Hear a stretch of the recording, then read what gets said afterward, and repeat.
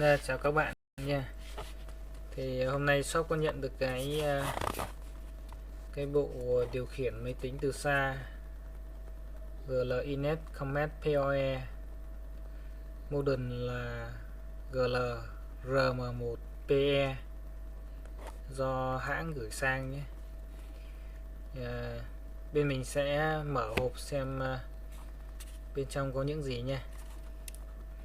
Thì sau khi làm video mở hộp thì shop sẽ tiến hành hướng dẫn các bạn cách kết nối phần cứng và cài đặt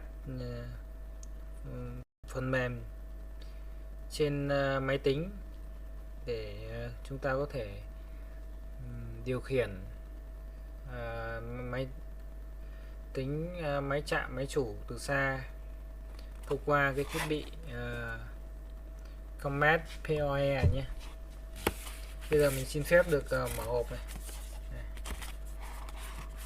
Đây là phiên bản toàn cầu nhé.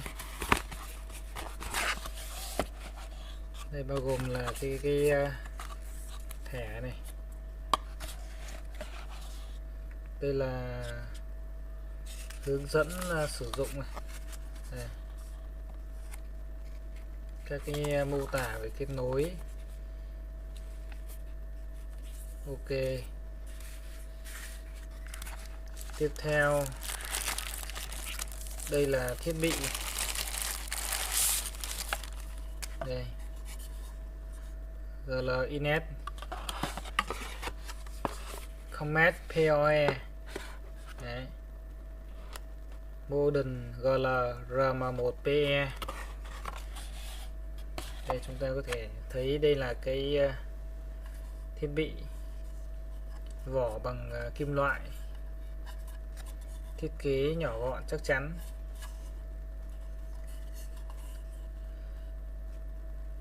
Đây là các cái đầu kết nối. Chúng ta có thể dùng hai cái nguồn. Cái chính là cái nguồn cung cấp từ PoE. Thứ hai là các bạn có thể dùng cái dây nguồn Type-C. Đầu vào là 5V 2A. Thì đây là cái kết nối chuột và bàn phím. Đây là cổng HDMI.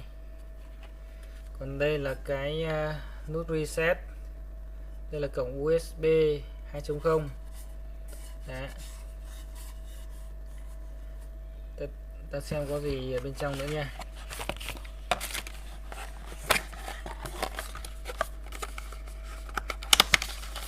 Đây hãng kèm theo đầy đủ các cái cáp kết nối nhé.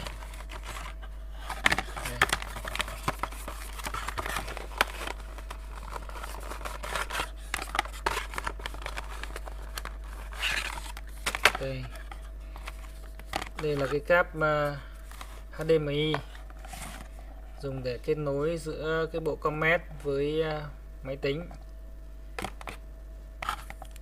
Đây là cái cáp Type-C, hai đầu Type-C để cung cấp nguồn cho bộ Comet. Đây là bộ USB Type-C, một đầu USB và một đầu Type-C dùng để kết nối giữa bộ Comet và máy tính, dùng cho chuột và bàn phím. Đây là cáp LAN để kết nối giữa bộ Comet với router hoặc switch. Đấy.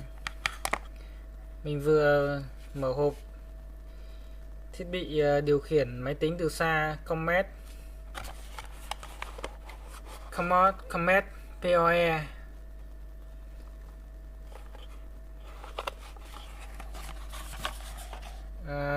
Video tiếp theo là như nói ban đầu là shop sẽ hướng dẫn các bạn kết nối phần cứng, các cái kết nối phần cứng này, và hướng dẫn các bạn cách cài đặt trên máy tính để có thể điều khiển máy tính, máy chạm, máy chủ từ xa thông qua cái bộ Comet này nhé.